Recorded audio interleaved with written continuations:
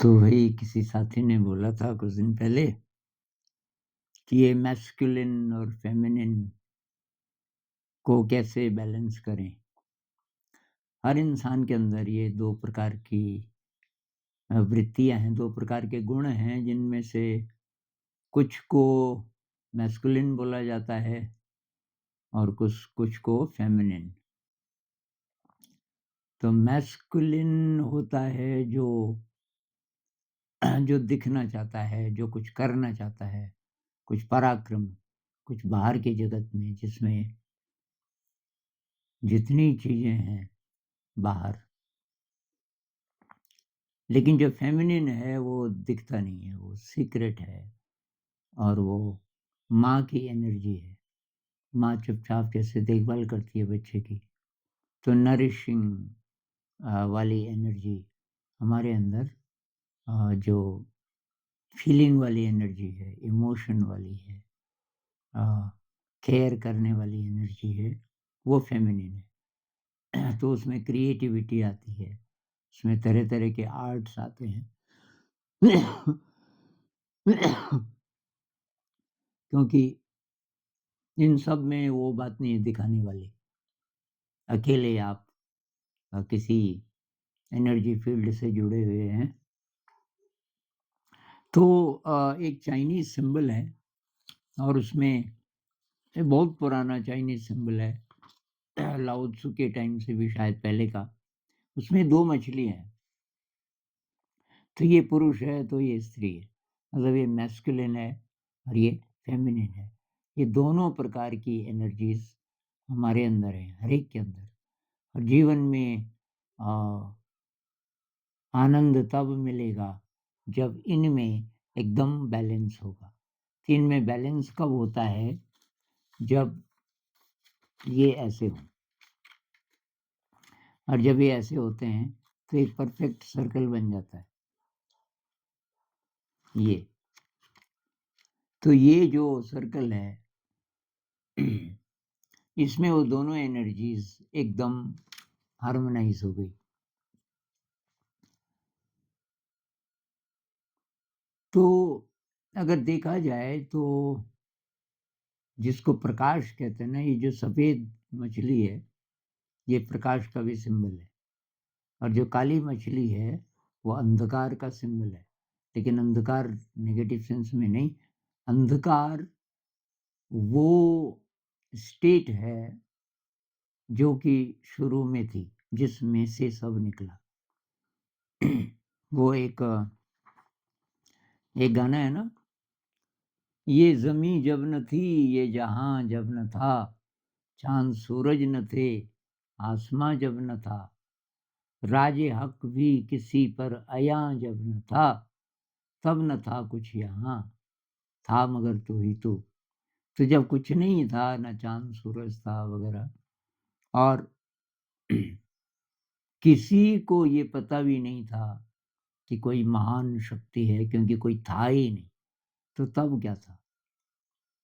तो दरअसल आप देखो ना कि ये जितने भी परमात्मा के विशेषण हैं कि अनादि है, अनंत है वगैरह-वगैरह, इसकी हम कल्पना करें अपने अनुभव से, हमारा जो इंद्रियों का अनुभव है, जिसके आस-पास की चीज़ अंधेरा है। प्रकाश का तो कोई स्रोत होता है ना और एक दिन खत्म हो जाता है, कोई भी प्रकाश हो, जैसे सूरज है, ब्रह्मांड है, जहाँ-जहाँ प्रकाश है एक दिन वो बुझ जाएगा, अंधेरा रहेगा। तो अंधेरा शायद अनादि है और अनंत है। लाओ त्सु भी कहते हैं, जहाँ से सब कुछ पैदा हुआ, वह रहस्य अंधकार जैसा है, अंधकार के अंदर अंधकार। तो ये अंधकार है, ये काली मछली, इसका नाम है यिन, इसका नाम है यांग। यिन फेमिनिन, यांग मैस्कुलिन। तो प्रॉब्लम क्या हो रही है, हर इंसान के अंदर भी हो सकता है इस समय, कोई-कोई होंगे जो अपने पे बहुत काम कर रहे हैं, तो इससे बचे हुए हैं। एक विकृति आती जा रही है मनुष्य के समाज में, और ज़्यादा पिछले 300 सालों से, पिछले 300 सालों से ये जो मैस्कुलिन है, ये हावी होता जा रहा है और ये थोड़ा-थोड़ा श्रिंक करता जा रहा है और इसके कारण समाज में इम्बैलेंस है। माँ को भूल गए हम, माँ को भूल गए, बेटे ने चमक-धमक पैदा कर दी, बहुत बड़ा मकान, ये वो, माँ को गाँव में छोड़ दिया, माँ को ला नहीं सकता क्योंकि वो अटपटी लगेगी। ये एक बढ़िया-सी गठरी की तरह बैठी है कोने पे, तो इस बड़े मकान में, इस शानदार फ्लैट में उसके लिए जगह नहीं है। तो ये मैं सिंबॉलिक ढंग से बोल रहा हूँ कि वैसे भी जो फेमिनिन वाला एलिमेंट है वो हमारे समाज में, ये पढ़ाई-लिखाई देख लो, कॉम्पिटिटिव एग्ज़ाम में आर्ट कभी पूछते हैं? कैरेक्टर पूछते हैं? वो भी फेमिनिन में आएगा। कैरेक्टर, ये जो क्वालिटीज़ हैं हमारी, दया, करुणा वगैरह-वगैरह, इसका टेस्ट लेते हैं? नहीं। फिज़िक्स, केमिस्ट्री, मैथ्स वगैरह-वगैरह, ये जो भई जो और लोगों ने कुछ बोला आपने रट लिया, उसको तो ज्ञान बोलने बोलने लग गए, आपका तो कुछ भी नहीं उसमें। वही किताबें इतनी सारी, इतना स्ट्रेस, कई लोग स्ट्रेस से ही घबरा जाते हैं, कई लोग आत्महत्या कर देते हैं क्योंकि उसमें एक्चुअल ज्ञान तो है नहीं। अब उसको रटो, जो दूसरे ने बोला, तुमने क्या बोला? तुम क्या बोलना चाहते हो? कहीं नहीं। तो वहाँ भी वही है, मैस्कुलिन, फेमिनिन पीछे रह गया। कला नहीं है, संगीत नहीं है, डांस नहीं है, ड्रामा नहीं है। जैसे कि इन गुणों की ज़रूरत ही ना हो। भई कोई आईएएस ऑफ़िसर है, आपने ये भी चेक किया कि उसके अंदर करुणा कितनी है, उसके अंदर सौंदर्य बोध कितना है, उसके अंदर सेवा भाव कितना है, तो वो क्या ज़्यादा अच्छा काम नहीं करेगा? बजाए उसके जिसको केवल ये उधार वाला ज्ञान पता है। तो ख़ैर, तो हमारी जो ज़िंदगी की शुरुआत भी देखा जाए ना, तो अंधकार से शुरू होती है। फ़ेमिनिन से तो होती है, माँ ही जन्म देती है किसी को भी, माँ के गर्भ में अंधकार होता है। तो कहते हैं माँ के गर्भ में जो सुख है, वो इंसान को फिर कहीं नहीं मिलता। और उसी की कोई याद आपके अनकॉन्शियस में रहती है और उसी के लिए तब हम तड़पते हैं कि वो मिल जाए। चलो दिलदार चलो, चाँद के पार चलो, कहाँ है चाँद का पार?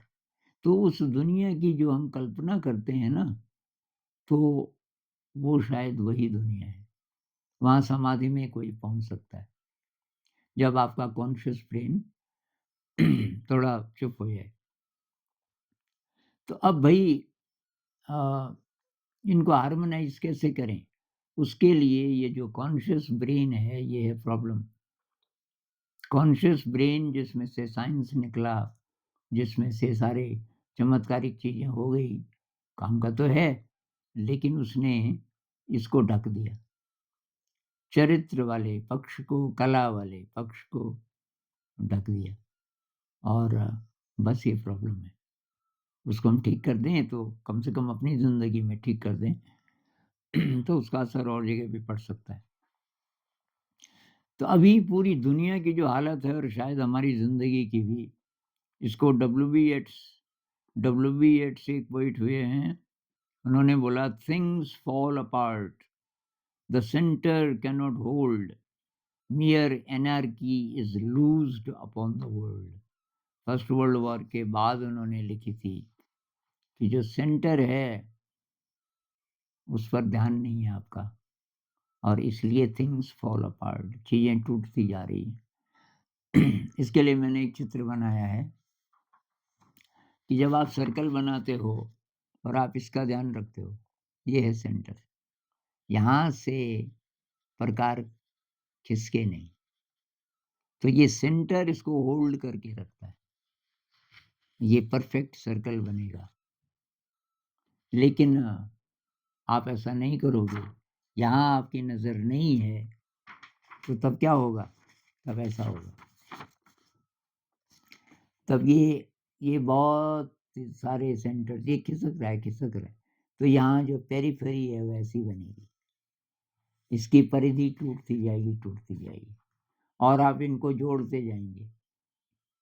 कुछ-कुछ करके बीमार हो गए तो डॉक्टर के पास गए, कुछ और तो कैसे-कैसे करके, लेकिन ये तो घूम ही रहा है लगातार। हर पल आपका प्रकार घूम रहा है, हर पल आपकी नज़र यहाँ नहीं है, ये खिसक रहा है और इसलिए हर पल आपकी परिधि बिगड़ती जाएगी। कभी ऐसा नहीं होगा कि ये परफेक्ट सर्कल बन पाए ऐसा। वो तभी होगा जब आप केवल इस पे ध्यान दो। यहाँ केवल इतना ही है कि पेंसिल की नोक ठीक-ठाक है और इसको टच कर रही है। तो वैसे भी पता चल जाता है बिना देखे भी। लेकिन आपको इसका ख्याल है, सेंटर का। सेंटर का ख्याल कैसे रखें? उसके लिए भई ये सारी चीज़ें हैं। मेडिटेशन है, माइंडफुलनेस है। मेडिटेशन से जुड़ी सारी चीज़ें, शील है, आपका ये पारमिताएँ हैं। शील का मतलब क्या होता है? शील का मतलब होता है हिंसा नहीं करना, चोरी नहीं करना, ब्रह्मचर्य का पालन करना है, थोड़ा सादगी से रहना है, देने का भाव, सेवा का भाव होना चाहिए वगैरह। और ये पारमिताओं में आता है आपका विनम्रता, कृतज्ञता, कंपैशन वगैरह। इनका अभ्यास जीवन में अगर हम करेंगे तो फिर धीरे-धीरे अच्छा ध्यान में क्या होता है कि कॉन्शियस ब्रेन चुप हो जाता है। जिसने माँ की बेइज़्ज़ती की हुई है अभी तक, वो चुप हो गया और उसको रियलाइज़ हो गया, एक तरह से मैं गलत था। चुप हो गया, शरणागत हो गया, माँ के पैरों में गिर गया। ध्यान में वही तो होता है और अब आप उस जगह हैं, जहाँ से सब पैदा होता है, जहाँ से सब निकलता है। कृष्णमूर्ति कहते हैं ना the source of all creation कभी-कभी ऐसा बोलते हैं। द द द प्लेस वो जगह जहाँ से कंपैशन पैदा होता है, जहाँ से क्रिएटिविटी पैदा होती है। तो भई आप इन चीज़ों का अगर ध्यान रखोगे अपनी ज़िंदगी में, एक तो क्रिएटिविटी। अब जॉब आपका अगर इतना खराब है, उसमें कुछ क्रिएटिविटी नहीं है, बहुत स्ट्रेसफुल है, लेकिन करना ही पड़ रहा है, तो भई घर पे कुछ करो। एक भाई साहब ने मुझे लिखा, "क्या आप बोल रहे हो बैंक के जॉब में कोई क्रिएटिविटी नहीं है?" लेकिन इसका मतलब ये नहीं कि जो लोग बैंक में काम करते हैं, बस अब उनकी ज़िंदगी में क्रिएटिविटी है ही नहीं। तो उन्होंने अपने पिताजी का उदाहरण दिया। मेरे पिताजी बैंक में काम करते रहे ज़िंदगी भर, लेकिन वो घर में क्या-क्या करते हैं। तो मुझे बहुत आश्चर्य हुआ, सुखद आश्चर्य हुआ कि उनका गार्डन बहुत शानदार है। एक से एक फूल उगाते हैं और 4-5 चीज़ें बोली उन्होंने जो कि वो घर में करते हैं और बहुत शानदार। तो ये जो खाली टाइम है निकालो खाली टाइम, घर पे उसकी भरपाई करो। तो अभी जो सिस्टम्स हैं बाहर, वो सब माँ के खिलाफ हैं।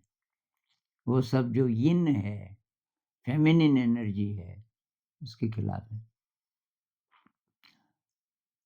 खिलाफ अनजाने में या जानबूझ के पता नहीं, लेकिन वहाँ कोई स्पेस नहीं है। आप डेवलप करना चाहते हो अपने चरित्र को, अपनी पॉज़िटिव इमोशंस को, कम चांस है बाहर के जगत में। उसके लिए ध्यान करो, क्रिएटिविटी, थोड़ा संगीत सीखो, थोड़ा कला सीखो। हाँ, और क्रिएटिविटी किसी भी फ़ील्ड में थोड़ा सेवा का काम करो, कुछ न कुछ। अ,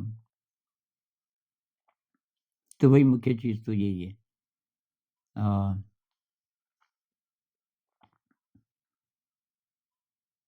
ये सब आप करोगे, तो तब आपका जीवन ऐसा नहीं होगा।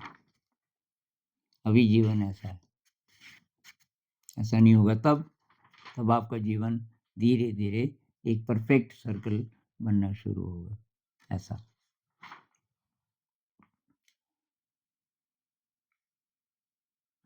तो रोज़ थोड़ा-सा ध्यान का अभ्यास करें। और यार आप बहुत सारे लोग क्या बोलते हैं ना कि मेरे गुरुजी बोलते हैं बैठ के ध्यान करने की कोई ज़रूरत नहीं है। भई गुरु जी का अपना रास्ता है। इसीलिए मैं तो बोलता हूँ आप को कोई अच्छा लगा उसकी बात तो सुन लो, लेकिन आपके लिए क्या अच्छा है जीवन में ज़रा प्रैक्टिकल करो, थोड़ा एक्सप्लोर करो। ये नहीं कि गुरुजी ने बोल दिया तो। अब गुरुजी का रास्ता दूसरा होगा। ऐसे लोग हैं जो ध्यान में रहते हैं लेकिन बैठते नहीं हैं, बहुत एडवांस्ड। तो कृष्णमूर्ति जी के साथ रहा मैं तो, जब मुझे ध्यान का पता भी नहीं था। लेकिन वो जो बोल रहे थे मैंने तो उनको रिजेक्ट कर दिया। मतलब वो बहुत एडवांस्ड बातें कर रहे थे। अब मुझे बात समझ आती है कि वो जो बोल रहे हैं, वो तो ठीक बोल रहे हैं, लेकिन वो उसके लिए बोल रहे हैं जो पहले से बहुत हाई एनर्जी लेवल पे। तो साधारण लोगों के लिए तो उनका तो हाथ पकड़ना पड़ता है ना, कीचड़ में कोई फँसा है, थोड़ा कीचड़ में जाना पड़ेगा आपको अगर उसकी मदद करनी है तो, आजा भई। तो ये जो विपस्सना है अ, ये ऐसा है कि बुद्ध बहुत बेसिक से शुरू करते हैं। भाई शरीर है आपका, साँस ले रहे हो, बस उसको महसूस करना शुरू कर दो। साँस को, शरीर को, यहाँ से शुरू करते हैं। तो कौन सी मुश्किल बात है?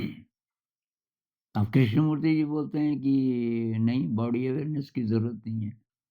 तो पता नहीं किसके लिए बोल रहे हैं जिसकी बॉडी अवेयरनेस पहले से बहुत ज़्यादा है। तो इसलिए भई मैं किसी हर गुरु को मैंने सुना तो, किसी को मैंने गुरु नहीं माना। मैंने कहा भाई साहब आप बढ़िया बोल रहे हो, मैं देखूँगा, अपने जीवन में अप्लाई करूँगा। तो मैंने गुरुजी से पढ़ा, मैंने कृष्णमूर्ति जी पढ़े, पढ़े क्या उनके साथ रहा भी। और ये ओशो, कुछ टाइम ओशो फिर एक गोइंका जी का विपस्सना मेडिटेशन। तो ये सब तो ट्राई तो किया, लेकिन फिर भी भाई मेरा रास्ता अलग है और ध्यान का अभ्यास भी मैं अपने हिसाब से करता हूँ। हुँ, तो मेन बात तो हो गई, कैसे हार्मोनाइज़ करें मैस्कुलिन और फेमिनिन को, तो थोड़ा भाई ध्यान कीजिए।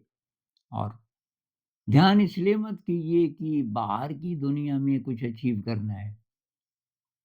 ध्यान आप इसलिए कर रहे हो कि माँ के पास जा सको, अंदर की तरफ।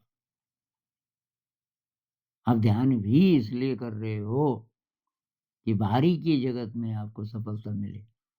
तो आप तो जो यांग है, जो मेल वाला है, आप उसी को बढ़ाना चाह रहे हो, ध्यान की भी मदद से। मतलब माँ का यूज़ कर रहे हो आप इसके लिए, माँ के पास प्यार के कारण नहीं जा रहे हो। तो ये आपको अ, सीखना पड़ेगा इसको ड्रॉप करना। कॉन्शियस माइंड जब चुप हो जाए, तो तब आपकी यात्रा शुरू होगी। और क्रिएटिविटी बढ़ाइए, और सेवा भाव बढ़ाइए। अ, मुख्य बात तो यही है। नमस्कार।